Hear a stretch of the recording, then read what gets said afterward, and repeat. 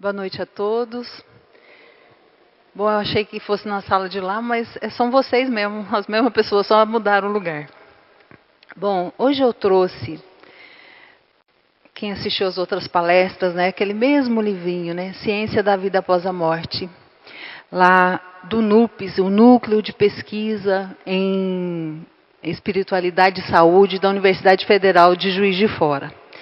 É que, na verdade, o livro ele tem três vertentes de pesquisas científicas dentro dos fenômenos espíritas, na verdade. E a gente falou já sobre experiência de quase morte, falamos de casos sugestivos de reencarnação, e ficou um terceiro aspecto que também se pesquisa na ciência, ultimamente, sempre, que é a mediunidade. Isso ficou porque, como eu falo para vocês, eu ficava sempre assim, sem jeito. Falei, vou falar desse livro para médiuns. Muitos de vocês, provavelmente, médiuns ostensivos, né? E o livro, ele fala para pessoas muito leigas, na verdade científica, mas pessoas leigas. Então, é um texto, na verdade, muito leve. Sendo que na doutrina espírita, a gente tem mediunidade de uma forma tão profunda. Então, para que usar esse livro? Mas ficou na minha cabeça que eu tinha que terminar de alguma maneira. Provavelmente a minha personalidade que não gosta de deixar a coisa faltando. E eu tinha desde o começo, né, pensado em falar sobre isso. E aí, depois de um tempo, na última palestra, eu lendo alguma coisa lá na Gênese do Kardec, eu falei, eu acho que isso dá para a gente começar a fazer uma reflexão sobre esse aspecto, e eu não preciso falar tanto só sobre o livro, mas a gente pode pensar, porque eu acho que esse momento aqui, ele é um momento para a gente pensar em coisas também, para a gente refletir. Esse livro, por exemplo, para mim, que fui professora universitária durante um tempo, ele é um livro muito importante. Por quê? Porque ele abre uma porta para a gente levar esse assunto para dentro da faculdade, que é uma coisa que a gente normalmente não consegue fazer com outros livros espíritas. Né? Esse aqui, como ele foi feito dentro de uma universidade por cientistas, é um livro considerado de ciência, a gente consegue essa portinha sem criar problema lá dentro da universidade, porque nas escolas de psicologia, de medicina, nem sempre tem uma matéria, uma disciplina voltada para a espiritualidade, como na Universidade de Juiz de Fora, que tem isso, espiritualidade e saúde. Então ele é importante por isso, porque dá para a gente usar ele como bibliografia em alguma disciplina. E aí a gente introduz esse assunto dentro da universidade. Mas aí a pergunta que fica é o seguinte, quando a gente conhece um pouquinho da doutrina espírita, a gente começa a ler, a gente pensa assim, por que livros como esse aqui precisam hoje em dia ainda serem escritos? Né? Para que precisa desse tipo de livro? Se a gente for ver, na história, os cientistas que pesquisaram sobre esses fenômenos espíritas e principalmente fenômenos mediúnicos, né? Eu fui fazendo uma lista assim dos que vieram na minha cabeça e vocês vão conhecer outros aí. Por exemplo, Charles Richer, Ernesto Bozano, Oliver Lloyd, o Sir Oliver Lloyd, que era um físico inglês, né, do século XIX, tem um livro muito interessante que ele escreve sobre o filho dele que faleceu na Primeira Guerra Mundial, não sei se vocês já viram esse livro, e ele conta das mensagens do filho que ele obteve. Né? William Crookes com a Kate King, a Florence Cook, que era médium, né? William James, para quem é da psicologia, olha só que interessante, William James é considerado o fundador da psicologia científica lá nos Estados Unidos. Ele fez trabalhos, né, com uma médium, Leonora Piper, que a gente vai falar dela um pouquinho hoje. César Lombroso, Joseph Hine, lá na Universidade de Duke, com o laboratório de parapsicologia. Ian Stevenson, que a gente falou aqui, que trabalhou durante muitos anos sobre reencarnação, pesquisou reencarnação no mundo inteiro. Camille Flammarion, enfim, você vai ver um monte de cientistas que pesquisaram sobre esses fenômenos mediúnicos ao longo do tempo. São inúmeros. A literatura não espírita é impressionante, como cada dia que você vai ver uma coisa, você encontra uma literatura, um livro, de uma pessoa que não é espírita, não tem nada de espírita, mas que é médium, e que os fenômenos espíritas estão descritos no livro, são inúmeros. Né? A quantidade não termina. Se a gente for falar da literatura espírita, só o Chico de Gevaldo já dão aí mais de 700 livros, calcula isso, é muita coisa. E os outros escritores, Ivone Pereira, todos os outros, né, Hermínio C. Miranda, são sempre livros extremamente, Rafael Ranieri, um monte de livros maravilhosos. E aí, a gente pensa assim, quem quer se informar, quem quer conhecer a doutrina espírita, não dá para dizer, eu não acredito nessa coisa de espírito, eu não acredito que exista reencarnação, porque literatura sobre isso existe aos montes, né? Na verdade. Então, quem quer se informar, tem condição de se informar e se informar muito bem informado. E aí a gente pensa assim, que no Brasil, 1,8% da população, mais ou menos 3,5 milhões de pessoas no censo de 2022 se declararam então espíritas, né? No mundo eu vi por alto assim no chat GPT e em outras IAs, dá mais ou menos 15 milhões de pessoas que se dizem espíritas. É bastante, na verdade, se pensar no mundo, né? Se isso está certo. Mas aí a gente pensa assim, que o Livro dos Espíritos foi publicado há 165 anos, né?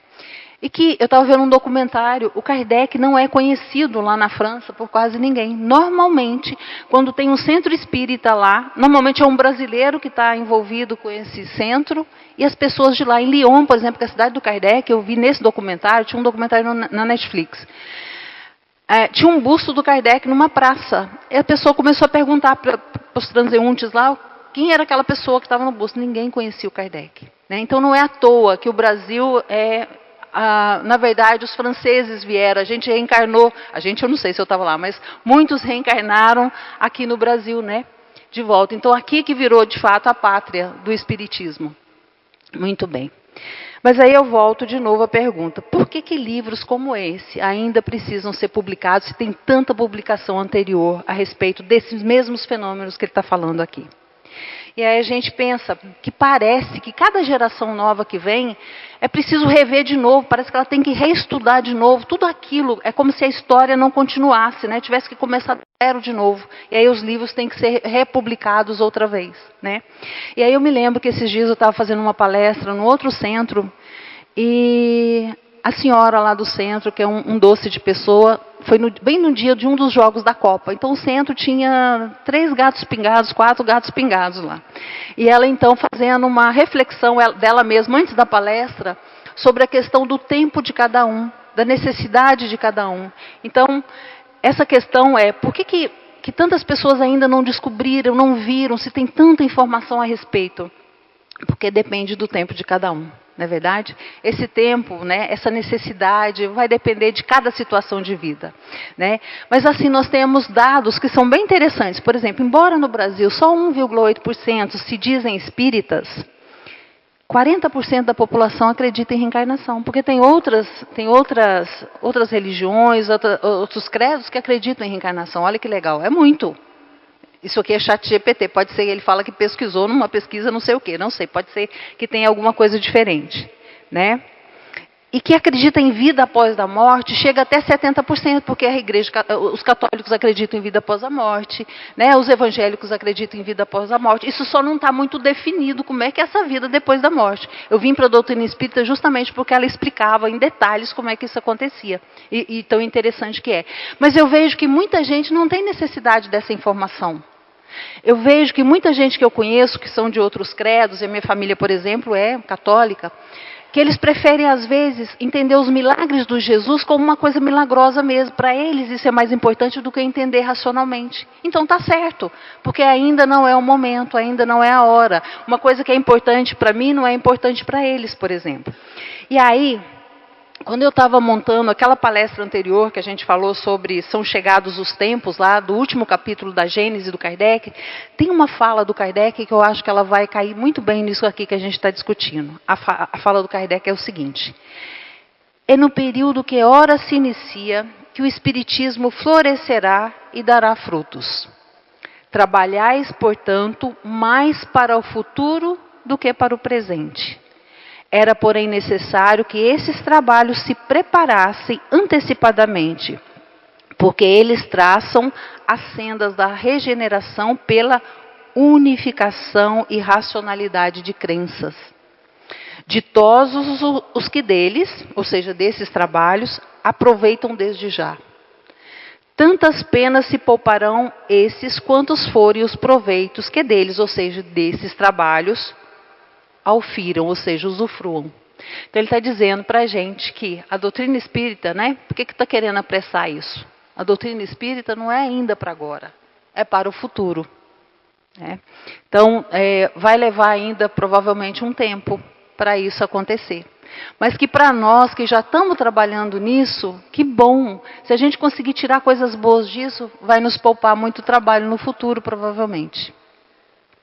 E aí, voltando ao livro aqui de novo, então, que agora nós vamos falar da parte de mediunidade dele, né? Na introdução, eu acho que eu falei isso na última palestra dele que eu falei para vocês. Tem os autores, veja como que é difícil para a ciência tentar emplacar dentro da ciência alguma coisa que se refere a coisas que não são materialistas, as coisas que são espirituais.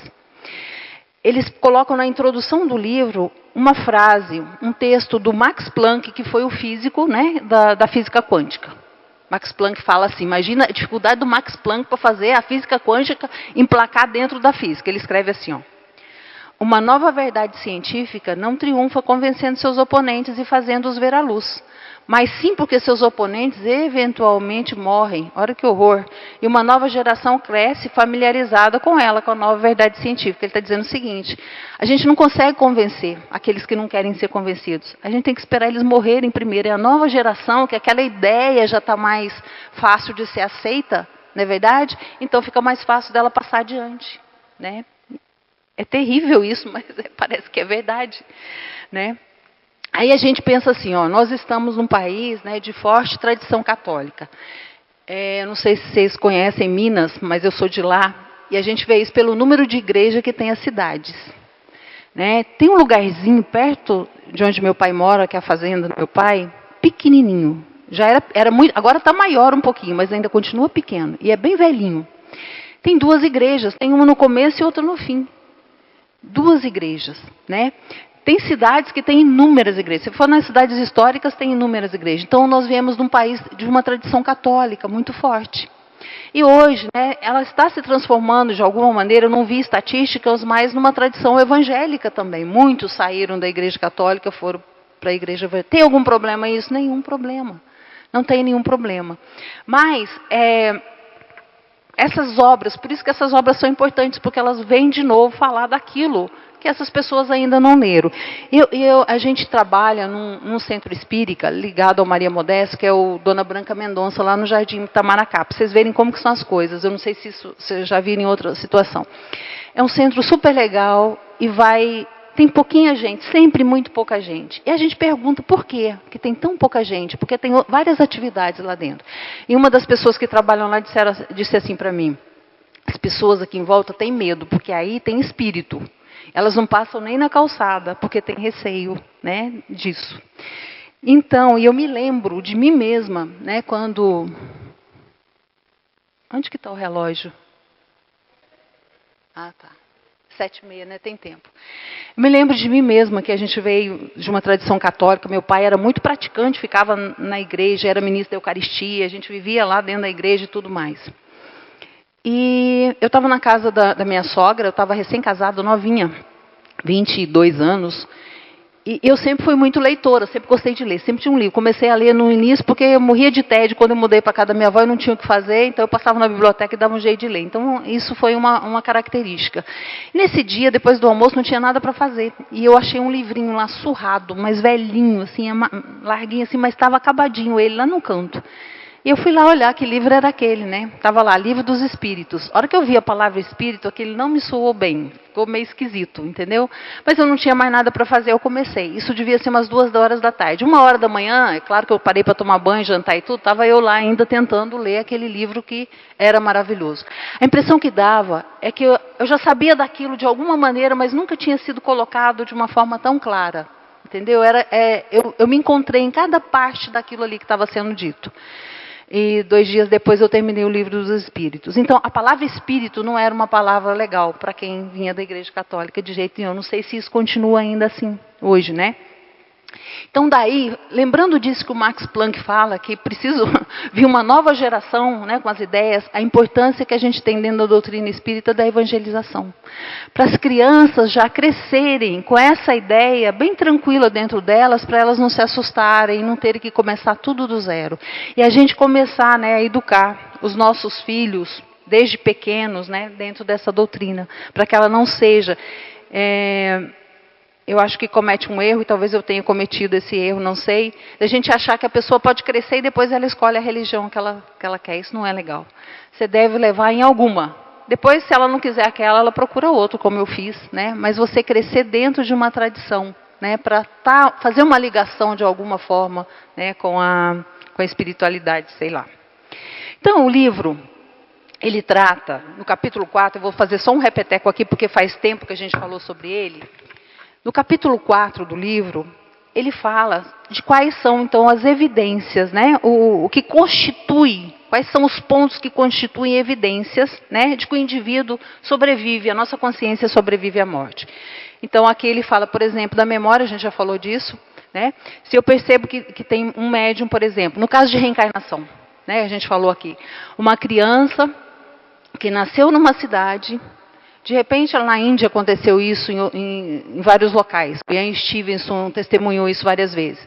Uma criança que fala de uma cidade em que ela nunca foi, que ela conhece, tem uma pessoa que mora lá, que chama assim, que a casa é desse jeito, e que ela viveu lá e morreu de tal maneira. Como é que ela pode ter essa memória? É impossível. Então, isso é uma coisa que a ciência, às vezes ela descreve pessoas, os nomes, né, direitinho. Então, a ciência pode pesquisar isso. Isso é uma evidência. Habilidades, né, de falar, escrever em uma língua estrangeira, caligrafia, estilos artísticos, como poesia, prosa e pintura, os livros do Chico, né?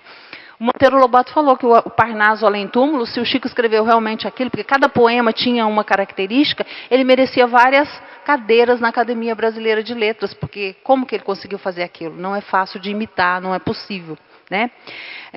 Traços de personalidade, quantas vezes, né, voltando às cartas do Chico, que ele escrevia as cartas para as mães e para os pais, o jeito até do espírito brincado, o jeito brincalhão dele ser, o jeito dele falar, característica mesmo da personalidade, que é difícil de imitar. Como é que isso pode? Então, isso são coisas que a ciência investiga. Por isso, os autores do livro dizem assim, ó, se esse tipo de evidência for consistentemente encontrado, especialmente por diferentes pesquisadores, usando métodos de pesquisa diferentes, investigando fenômenos diferentes, apontaria para a sobrevivência na morte. E isso que tem acontecido. E só rapidinho, no capítulo 5 aqui, eles vão... Estou de novo repetindo uma coisa que eu já falei antes, para a gente entrar, enfim, na mediunidade. Que as melhores evidências disponíveis, então, são aquilo que a gente já fez. Os casos de experiência de quase morte, que a pessoa, às vezes, conta coisas enquanto ela estava toda monitorada, porque a ciência precisa provar, né? Está toda monitorada com aparelhos lá no hospital, e ela dá notícia de coisas fora do hospital, ou em outro lugar, que ela não estava olhando, ela não estava vendo, estava com o olho tampado, o cérebro dela estava todo adormecido, como é que ela podia saber aquilo? Não é verdade? Então, a EQM... os casos sugestivos de reencarnação, como aqueles que o Dr. Ian Stevenson fez, né, que acabei de comentar. E, finalmente, na verdade, o primeiro deles que eu deixei para a última palestra, que é os estudos sobre mediunidade. E aqui vai uma coisa muito interessante. Olha só como é que os autores, né, a gente sente que eles pisam, o livro é muito legal, mas eles pisam em ovos o tempo todo, eles não afirmam. Né, o tempo todo, porque se eles afirmarem, eles têm que provar, é muito difícil. Então, eles dizem, olha o que eles chamam de médios. Médios são indivíduos que afirmam ter, eles não dizem assim, médios são indivíduos que têm, não. Médios são indivíduos que afirmam ter a capacidade de perceber, comunicar-se ou estar sob o controle de pessoas falecidas. Essa é a definição de médios para eles. Aí eles vêm contando que relatos de comunicação com falecidos e aparições têm sido muito comuns e universais nas culturas, desde os primeiros registros da civilização, ou seja, isso não é uma coisa atual, que a gente sabe também disso. E aí ele fala do Orígenes, que Orígenes é uma pessoa que nasceu em Alexandria, lá nos primeiros anos do cristianismo, e é considerado o pai da igreja, e que esse Orígenes, ele falava nos escritos dele, isso deu muito bafafá dentro da igreja, muita discussão de teólogos sobre isso, porque ele dizia que Jesus não podia, lá atrás, 200 anos depois de Cristo, 100 e poucos a 200 e poucos depois de Cristo, dizendo que Jesus não podia ter ressuscitado com o corpo carnal dele, que ele tinha que ter sido dado a ele, ou ele tinha que ter adquirido um corpo celestial, que é para nós o nosso perispírito. Então você vê que ele está falando disso lá no passado, isso deu muita discussão, segundo os autores na igreja. E eles dizem assim, ó, não há dúvida de que a história de quase todos os santos, mestres espirituais, videntes e tradições religiosas envolve ao menos contato ocasional entre as dimensões espiritual e física, qualquer coisa. Meu pai, que é católico, quando a gente começou a falar de espírito, né, e tudo mais, ele falou, mas os santos são espíritos. Eu falei, claro que são. Eles foram pessoas que morreram. Então, ele falou, então a igreja acredita em espírito. Eu falei, sim, a igreja acredita em espírito. Não é verdade? Isso está muito claro. E os autores continuam assim, ó.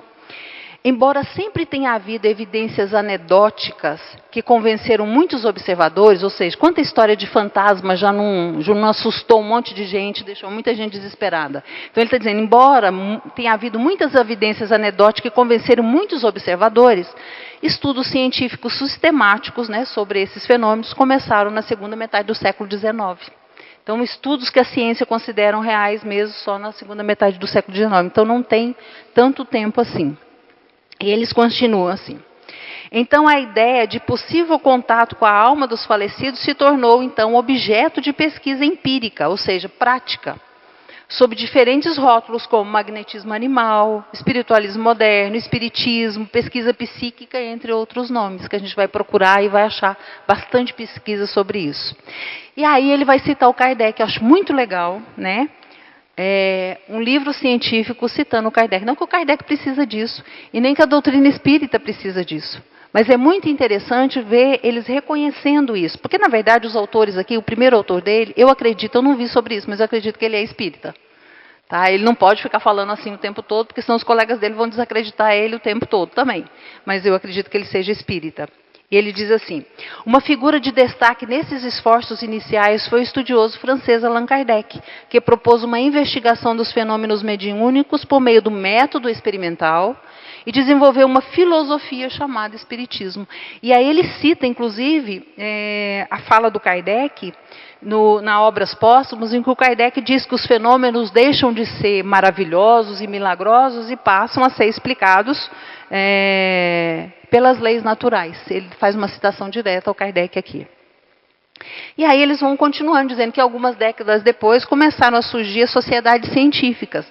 Né? Tem a SPR lá de Londres, que foi criada em 1882. Eu imagino que essa SPR, Society of Psychical Research, lá de Londres, imagina a quantidade de coisa, de pesquisa nessa área que eles devem ter. Uma quantidade imensa, imagino. Porque tudo que a gente lê, eles estão envolvidos. Tudo que tem um médio, você pode ver naquela época, eles estão envolvidos nisso. Tem a Sociedade Americana também de Pesquisa Psíquica e o Instituto, que foi de 1884, olha lá, também estudando e catalogando esses dados, e tem o Instituto de Metapsíquica Internacional francês, de 1919. Então, imagino que deve ter coisa de pesquisa inúmeras, guardadas lá antigas, né, sobre isso. E aí ele começa a falar, então, de médiuns, dá exemplo de médiuns aqui. E aí ele vai falar do Chico, né, vai falar algumas coisas do Chico, mas ele vai falar antes da Leonora Piper. Não sei se vocês já ouviram falar da Leonora Piper. A Leonora Piper foi uma médium americana, ela nasceu em 1857 e morreu em 1950. A Leonora Piper, ela é famosa porque ela foi uma das médiuns mais estudadas por cientistas de toda a história. Ela passou mais de 25 anos sendo estudada por diversos cientistas.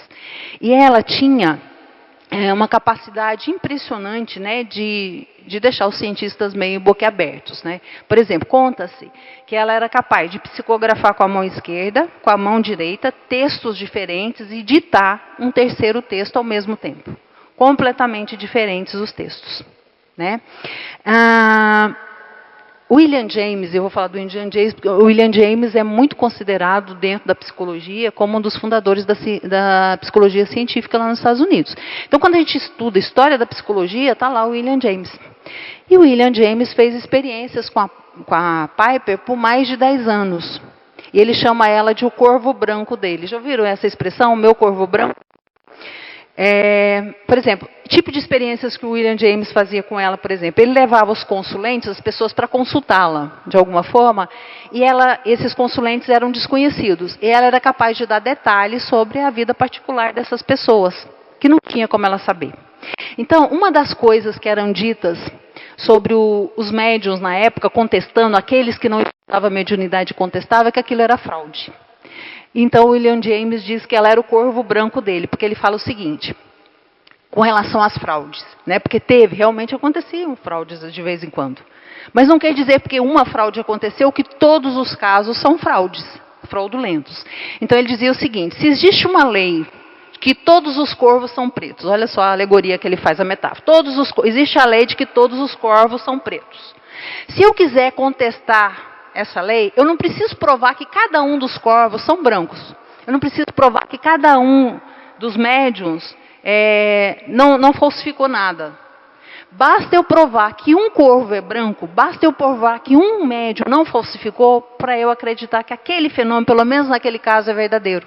Então eu posso acreditar que o fenômeno existe. E aí ele diz assim, ó: meu próprio corvo branco é a senhora Piper. Nos transes dessa médium, não posso resistir à convicção de que surgem conhecimentos que ela nunca obteve pelo uso habitual de seus olhos, ouvidos ou da sua sagacidade. Isso aqui ele escreveu em 1886. Tá? Tem um artigo dele em que ele fala dos trabalhos dela. Um outro pesquisador, que era considerado, né, um caçador de fraudes, ele era filósofo, formado em direito e tudo mais, mas ele é um caçador de fraude na época, que é o Richard Hodgson. Ele acabou, depois dos trabalhos com ela, convencido de que ele estava falando com os espíritos realmente, porque ele desmascarou vários médiuns, aí quando chegou nela ele não conseguiu. Ele fazia, por exemplo, ele fez um experimento em várias sessões com ela, em que no meio de 120 pessoas, ao todo 120 pessoas, 30 pessoas eram conhecidos de um espírito, né? O GP, o George Pelham, é um espírito que falava com ela. Então, desses 120, ele apresentou para ela, ela não conhecia ninguém, e o George Pelham estava incorporado, e então tinha 30 pessoas que eram conhecidas do George Pelham. E ela então conversou naturalmente, isso foram várias sessões, com 29 deles, reconhecendo cada um, dando detalhes da relação, tendo uma relação normal, como se fosse o próprio Jorge. Né? Isso ele conseguiu comprovar. E teve um caso dos 30, veja, eram 120, ela escolheu justamente os 29. Teve um caso que ela não reconheceu. Aí foram ver, porque aquela pessoa, quando ela morreu, quando ele morreu, o George Pelham morreu, era criança, e agora estava adulto. E aí a hora que ele falou, mas esse é filho da fulana de tal, lembra do livro que eu emprestei para sua mãe, pergunta para ela se ela lembra. Enfim, ele reconheceu todas as pessoas. Né? A médium reconheceu todas as pessoas. Então, ele chegou à conclusão, depois de vários anos de estudo com ela, que aqueles fenômenos eram verdadeiros. Gente, então não tem jeito da gente falar, não acredito nessas coisas. Para vocês médium, eu estou chovendo no molhado, né? Mas as pessoas que não acreditam, não tem jeito. É porque não quero estudar. Eu não quero saber a respeito. E aí, sobre o Chico Xavier, ele fala daquilo que a gente já sabe. Ele fala que o Chico nasceu numa família pobre, eles falam aqui, publicou mais de 450 livros.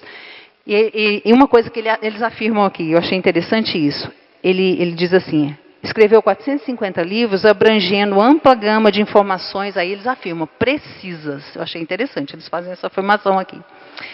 Ele tinha diferentes estilos de escrita, poesia, prosa, né? Assuntos científicos, mais de 60 milhões de livros vendidos, traduzidos para 16 idiomas. E aí a coisa mais importante, nunca recebeu um centavo por causa disso. Não é verdade? Então, é uma coisa maravilhosa e de encantar mesmo. E aí ele fala dos trabalhos que o Nupes fez com algumas cartas. Né? Ele não dá muito detalhes dos trabalhos, eu não fui atrás pesquisar ainda, pode ser que depois eu faça isso. Mas os trabalhos mostram a memória, o estilo literário, a caligrafia, o estilo de personalidade, né, de algumas cartas que os pais reconheceram, isso que a gente já sabe. E uma coisa que ele fala da glândula pineal, que o Chico fala da glândula pineal através do André Luiz, dos livros do André Luiz, muito antes dos cientistas, né, terem descoberto alguma coisa sobre a pineal. Né? Que a pineal, para a ciência, é engraçado que a ciência, assim, as partes do nosso cérebro, na neurociência, as partes do nosso cérebro, que elas não têm uma função muito clara, ou seja, que são as mais sofisticadas, são aquelas que ficam para depois da descoberta. É muito interessante. Tem um caso, por exemplo, que essa parte frontal do nosso cérebro é a mais sofisticada de todas. É claro que o cérebro é um todo, mas aqui é que está a nossa capacidade de controle de impulso, de tomada de decisão, a nossa personalidade, de alguma forma, o controle dela todinha está nessa parte aqui. Quando dá algum problema nisso aqui, isso é problema grave. Provavelmente, muitas das pessoas que estão na prisão têm algum problema nessa região do cérebro. É possível pensar nisso. Então, essa região, assim, achava-se antigamente, a neurociência, que isso aqui não servia para nada. Porque teve um caso trabalhador de uma linha férrea que levou uma bomba, uma pólvora explodiu enquanto ele estava tentando abrir uma pedra para passar a linha de trem, e um ferro imenso atravessou o olho dele de um lado para o outro, arrebentou essa região. E ele saiu de lá, como o ferro estava quente, cauterizou a ferida, ele saiu andando, falando, se movimentando normal. Então dava a impressão que isso aqui não servia para nada. Só que com o tempo eles perceberam. Esse caso é muito emblemático dentro da neurociência, porque eles descobriram que ele mudou completamente a personalidade. Ele, com 25 anos, era o gerente de toda a fabricação da rodovia, da ferrovia, lá nos Estados Unidos isso. A partir desse ferro, ele mudou de personalidade, ele começou a beber, virou um brigão, todo um problema. Então, eles começaram a ver que essa região controlava a personalidade. Bom, está terminando. Eu vou só ler para vocês. Tem alguns estudos científicos, mas a gente não vai ter tempo de falar nisso. Eu vou ler para vocês a conclusão que eles chegam quando eles falam aqui de mediunidade. Os estudos científicos mostram, por exemplo, tomografia. Quando o médium está em transe, em escrita direta, por exemplo, e quando ele está escrevendo regularmente. Eles viram, ao contrário do que se esperava, que quando ele está em transe, a região do cérebro está muito menos ativa. Muito menos ativa. É como se realmente ele não estivesse usando o cérebro dele, porque na verdade ele não está, não é? Ele está usando, o espírito é que está usando, na verdade a mão, então ele não está usando de verdade. Então tem vários achados nesse sentido, né, de tomografia e tudo mais. Mas eu vou ler para vocês o que eles afirmam aqui, já no finalzinho. Eles dizem assim: tomando as evidências como um todo, falando sobre a questão da mediunidade, a sobrevivência da consciência surge como a hipótese explicativa mais razoável e empiricamente sustentada para o corpo de evidências. Se fosse tentar explicar as questões mediúnicas através da fraude, da coincidência, seria muito mais difícil, teria que dar como que chama? Teria que fazer um malabarismo, um duplo carpado, não sei o quê, para conseguir explicar. Então, a melhor explicação é realmente a da sobrevivência da consciência. Olha que legal, da ciência dizendo isso. Então, eu acho que para vocês que são médicos, muitos vivem na pele todo dia essa mediunidade ostensiva, não precisava de nenhuma explicação, né?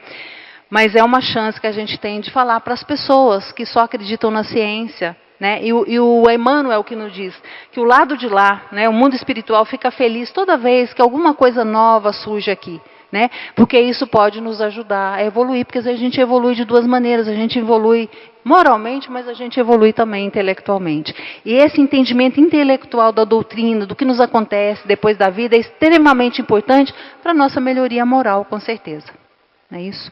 Então é isso, pessoal. Boa noite, bom trabalho, que Jesus nos abençoe a todos.